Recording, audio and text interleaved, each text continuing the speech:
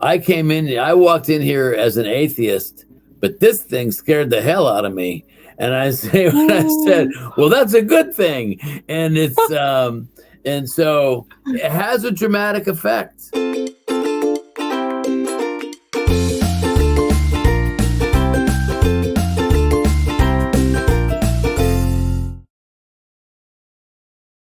Could you share any personal stories or experiences from your many years of studying the Shroud that have deeply impacted your faith or understanding of this relic?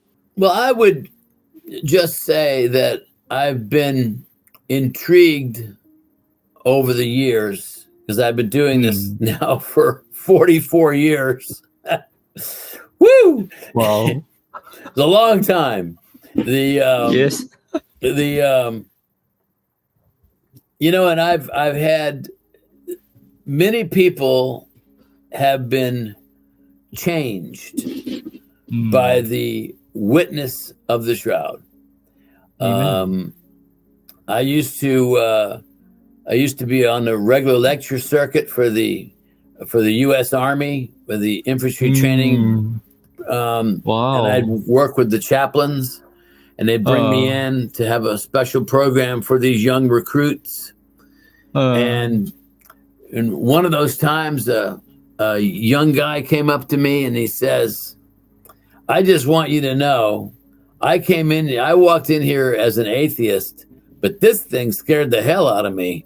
And I said, well, that's a good thing. And and so it has a dramatic effect.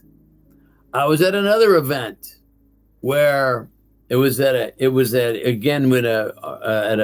military event where I think it was either I don't know if it was a military wife or whether she herself was in the military, but I think I must have been at the part, because everything I do when I do a presentation is up on the big screen, up on the screen, images, and we're going, probably I think I started into the crucifixion, comparing the Shroud with the gospel. And this woman started to shake, and she went up to the chaplain and said to him, I need to receive Jesus right now. And so he led her to become a Christian, a believer right then and there, because I don't know her story. I just know that part of it. And it's I had another incident. I was at a college, done a lot of colleges and universities. I was at it was a Westminster Presbyterian College here. It's in Pennsylvania.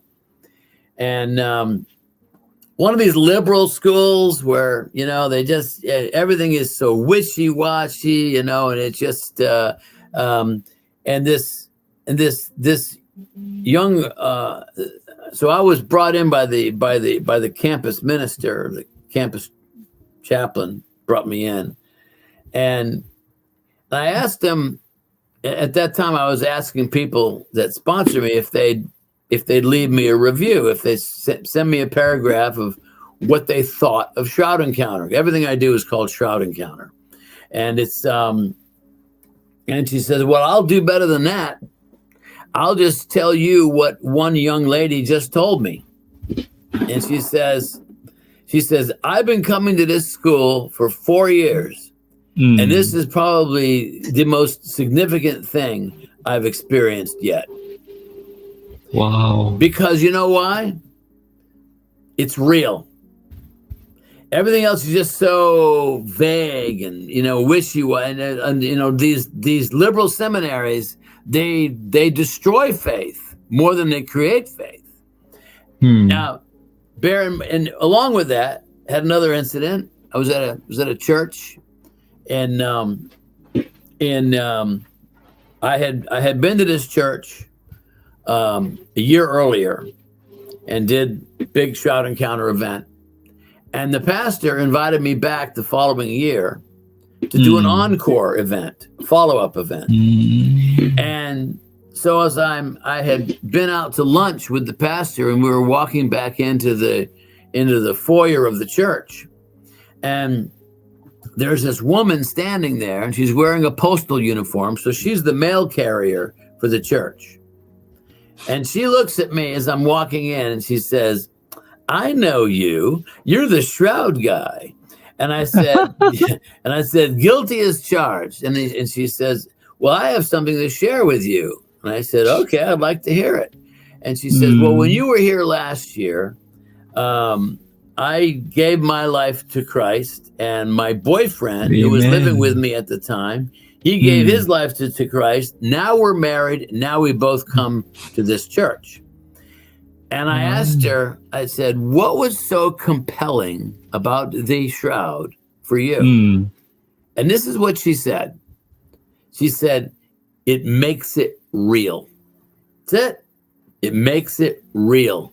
Yeah. And for so many people, Christianity is an abstraction.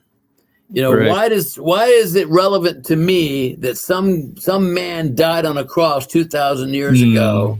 How does that relate to me in my life today? And I hear all these stories, and you read them in the Gospels, you read them in the stories, and you've been to Sunday school, you hear the stories. How do we know that they're not more than just myths and fables and made up stories, which is what the atheists all, say. You know, how do we know that, that Richard Dawkins isn't right? You know, and here the shroud is, this proverbial silent witness stands in testimony that that these things are true, that they're accurate, and it, as this woman said, it makes it real. Now, sure, doubt, Jesus, when he was in the upper room and Thomas was there the second time, Thomas wasn't there the first time. And then the second time, Thomas is there, forever known as Doubting Thomas. And you might know the story. That Sunday when he rose again from the dead, right? He appears that evening in the upper room, and he doesn't knock on the door. He doesn't knock on the door. He doesn't pass by the window. He just appears in their midst.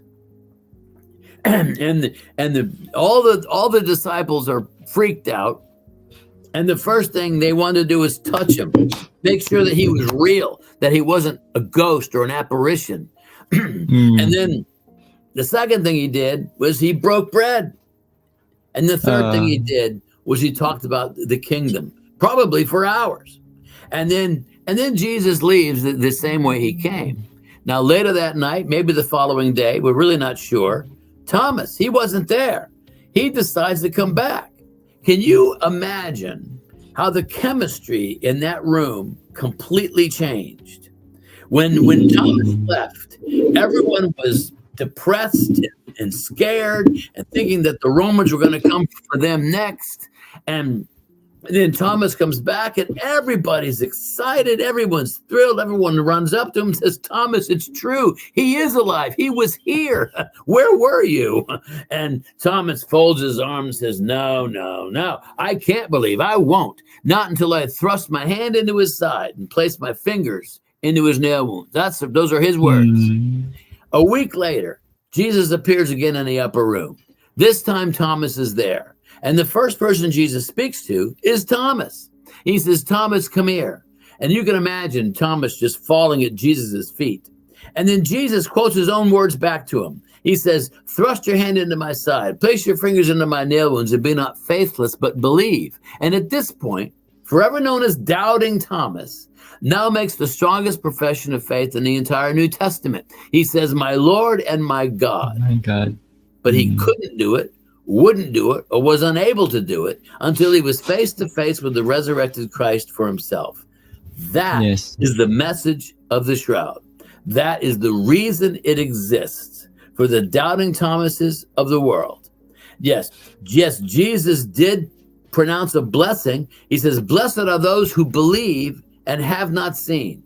But he did not condemn Thomas for his unbelief. Yes. So Thomas represents an element of humanity that may need a little bit of evidence, that may need a little push. And that's what the shroud is for. and I think the Shroud is going to become very prominent in the ensuing weeks, months, years, because I think you don't have to be a genius to see that things in this world are spiraling out of control. And so I think, it doesn't really matter what denomination you belong to. Pretty much everyone is looking for, having their eyes up. Okay, Jesus, are you coming back soon? Because, I don't know how long this world's going to last if you don't. Yes. And so I think maybe the Shroud is here as a part of an end time witness. So mga ka-faith, a quick promotion lang ng bagong libro ni Brother Bo Sanchez. Multiple income streams, How I Created 7 Money Machine, and How You Can Too by Brother Bo Sanchez. At kung di nyo po kilala si Brother Bo Sanchez, sino bang hindi nakakilala sa kanya na isang sikat na Catholic preacher, influencer at motivational speaker. At kilala rin si Brother Bo Sanchez na isang magaling na financial teacher, kaya sinulat niya itong multiple income streams. Good news mga faith na itong librong ito ni Brother Bo Sanchez ay libre lang po ito. This is for free, pinamimigay niya to ng libre sa mga interested po na magkaroon ng libreng copy ng librong ito ni Brother Bo Sanchez. Alam nyo, nung binabasa ko to, ang dami ko natutunan dito ng mga teachings ni Brother Bo. Siya yung naging way at naging dahilan para magawa kong full-time itong ginagawa ko bilang isang online content creator. Dahil doon nakapag-build ako ng 4 na sources of income, kaya ako nagagawa itong ginagawa ko ngayon. At yung mga teachings na yun ay nandito sa libreng libro na to ni Brother Bo Sanchez. Para magkaroon kayo ng libreng copy na to, ilalagay ko yung link sa taas or sa baba ng video na to. Kailangan nyo lang ay sagutin yung shipping fee. Pwedeng through credit card or kung GCash kayo magbabayad, piliin nyo lang yung Dragon Pay. Makikita nyo option dyan. Thank you and God bless.